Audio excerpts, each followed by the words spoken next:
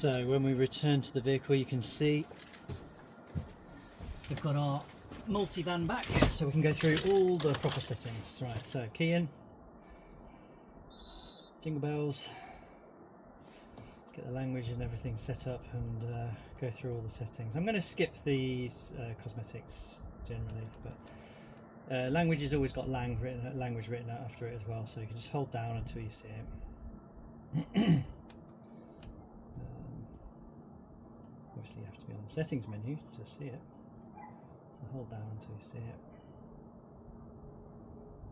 Don't know why I didn't know I was on the language on the settings menu there. Right, so click on language, press OK again, and then we're going to just select that until we see English. Sorted. Right, now we can go through all the settings. Right, boot sound, no thank you, off. BT con, I don't use it, don't know why you would. It would be to send audio to that.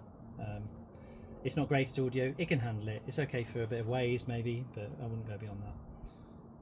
Wi-Fi con, you're going to just use that for upgrades, updates, don't need it now, done. Convenience, I guess on some vehicles you could change some of these things. You can change the lock, you can change the auto unlock, you can do doors, all doors, single door, window convenience. I can't adjust it. Mirror just single adjust, can't change it. Interior mirror turn, don't have it. Coast mode, I use that.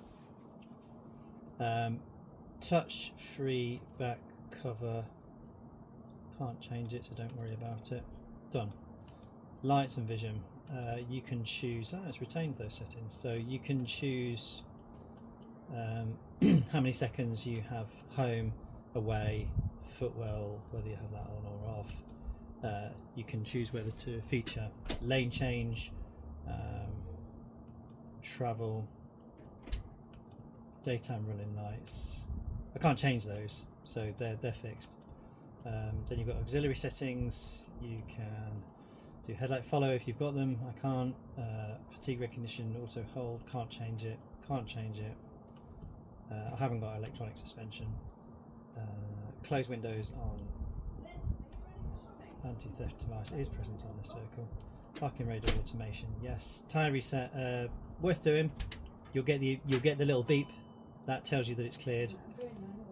And then we're going to just check that your car van multi-type is multi-type. And then we're going to go into the calibration menu. So when we configure calibration, we can see here that you're going to set your fuel tank. So we're going to move that to 70. Okay, okay. We're going to press confirm. Okay. Speed calibration. I know that it's 5 or 6 miles an hour faster because of my 20-inch wheels. So I will rotate through all of that again because I missed it. I'll just put that up to 6, 5, 6. I think it was 6. Check it later. Rotate to OK, OK. I leave everything else. That's it. And when it's not lit up, you can go to the next menu item. Engineering mode, don't use. Race mode, it's not a racing machine, is it? Physical light off. Right, leave this off because if you haven't got an off, you might have caught a glimpse of my mum waving goodbye there, looking after the kids. So if you go to physical light off, that's basically telling you that I haven't got any extra lights around that dash. If you turn it on, you're going to lose visibility of your indicator lights, of your engine management potentially, of your ADS, of your warning lights. Leave that one off, okay? If you're a T6, you don't have it. Lots of other vehicles do, so that's that. Unit set, okay, so this is where we're just going to turn everything into miles per hour, UK, MPG, we're going to do PSI, we're going to do, I like a 12 okay, then we're going to go to ambient light. This is where you choose your accent colour. You can see I've got lots of yellow accent. Well, I've got a two-tone blue, so I'm going to go blue. Maintenance will just tell you when your next maintenance is due. You can reset it in that menu, but I'm not going to for obvious reasons. I am not a sports vehicle. I am a normal, standard, normal vehicle. So you can see that that's just changed me to the rev range that I want and the speed. Great. So I've got miles per hour. I've got diesel. I can set the time. It's 5:06 p.m. I'll just get it the same as the rest of the vehicle. So that goes in, done. Version info, well, we've just updated that, so we don't worry. I leave brightness as standard, so I quite like the 12 and 3. If you need brighter or dimmer, then go for it. Pointer style, again, it's just the colour of the pins, so you could change them. I like them red, leave it red. Car colour, right, this will only change the bottom half, sorry, the top half of your car. It's white as default. I've told them about this. I've asked them to work into the new firmware. I've said maybe change the top half of the colour with this one, yes, but please make the bottom half, it should be the dominant colour change, because that's how we two-tone our vehicles in this country. Most of it, or in Europe, in the world, so most of them have a white top half. Left hand, right hand drive, you can leave it auto, but I like to change it to right hand drive. Language English, boot sound off, we're done. Okay, so that's, to all intents and purposes, set up. Play with the views yourself, but I mean, you've got sport, you've got lots of them that look like Audis.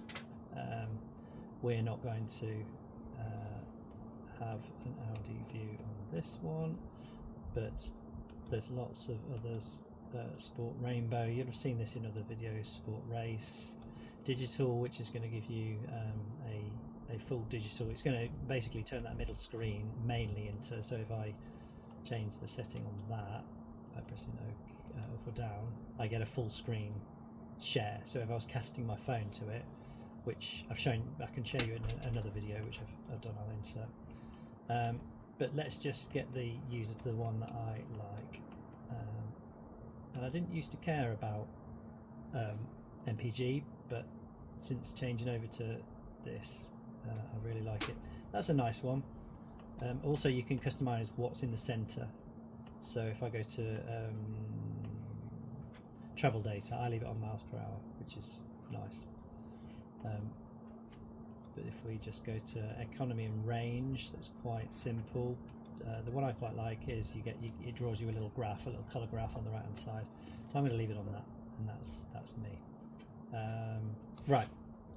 Any more information you need? I've been through pretty much everything on the menu. Got another video where I'm going to demonstrate the media system and how you can cast your phone to it while sharing Bluetooth audio if you've got a basic head unit, and then you start to get Waze nav functionality, and yeah, it's quite nice. You can do quite a bit with that. So yeah, I'll see you in the next one. Thanks.